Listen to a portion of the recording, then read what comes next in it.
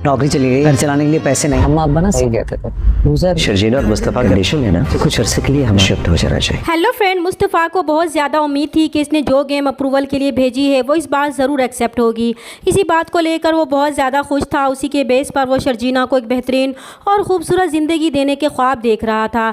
तभी वो शर्जीना के लिए खूबसूरत सा गिफ्ट भी लेकर आता है, जिसे देखकर शर्जीना बहुत ज़्यादा खुश होती है। शर्जीना तो मुस्तफ़ा के साथ हर हाल में खुश थी, लेकिन मुस्तफ़ा की ये खुशी बस चंद पल की थी। जब वो दूसरे दिन लैपटॉप खोलकर देखता है तो इसके पैरों तले से ही ज़मीन निकल जाती है कि इसकी गेम रिजेक्ट हो चुकी थी और साथ ही इसकी नौकरी भी चली गई थी, जिसकी वजह से मुस्तफ़ा अपने सारे ख्वाब चकनाचूर होते देखकर बहुत गुस्से में आ जाता है कि इसकी दिन रात की मेहनत ज़ाया हो चुकी है। वो इतना गुस्से में होता है कि इसे कुछ समझ में नहीं आ रहा होता कि वो क्या करे। शर्जीना उसे समझाने की कोशिश करती है कि एक गेम ख़त्म होने से ज़िंदगी ख़त्म नहीं हो जाती और भी बहुत से काम हैं जो वो कर सकता है, लेकिन मुस्तफ़ा का दिल इतना ज़्यादा टूट चुका होता है कि वो अपना गुस्सा चीज़ों को पटक कर निकालता है और फिर गुस्से में ही घर से निकल जाता है। तो शर्जीना उसे पुकारती ही रह जाती है और इसे रोकने की कोशिश भी करती है, लेकिन मुस्तफ़ा इसकी बात का कोई भी जवाब दिए बगैर चला जाता है। शर्जीना घर में अकेली बैठी इसके लिए परेशान होती है कि न जाने मुस्तफ़ा कहाँ होगा, जबकि मुस्तफ़ा बिल्कुल मायूस हो चुका था। वो अपनी बाइक पर यूं ही बिला वजह घूमता रहता है। उसे ये सोच सोच कर परेशानी हो रही थी कि अब वो घर कैसे चलाएगा। तभी उसे अपने माँ बाप की बातें याद आएंगी कि वो लोग ठीक ही कहते थे कि वो एक लूज़र है, तभी तो इसे हर काम में नाकामी ही होती है।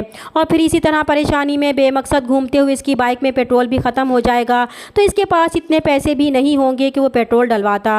और फिर बाइक को हाथों से चलाते हुए बहुत देर से जब वो घर पहुंचेगा तो शर्जीना मुस्तफ़ा को समझाने की कोशिश करती है कि उसे परेशान होने की ज़रूरत नहीं है।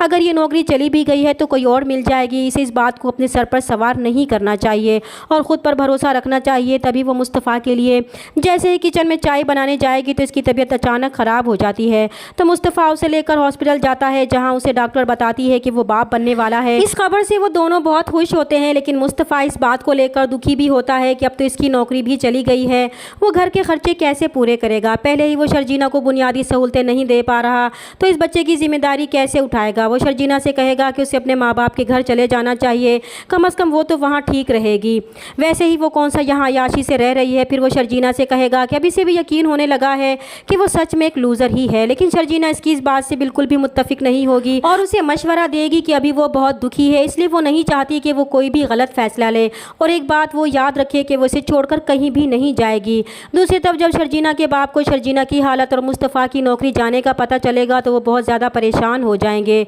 और वो शर्जीना की माँ से कहेंगे कि उन्होंने तो मुस्तफ़ा और शर्जीना के मामलात में उन्हें बोलने से मना कर रखा है, लेकिन अब वो शर्जीना को इस हालत में अकेला नहीं छोड़ सकते।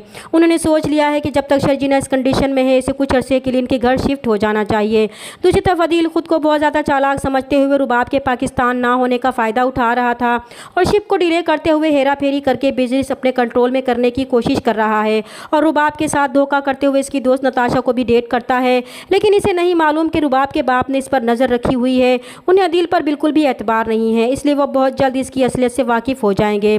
चैनल पर नए हैं तो प्लीज़ चैनल को सब्सक्राइब कर दें। मिलते हैं नेक्स्ट वीडियो में, तब तक के लिए अल्लाह हाफिज़।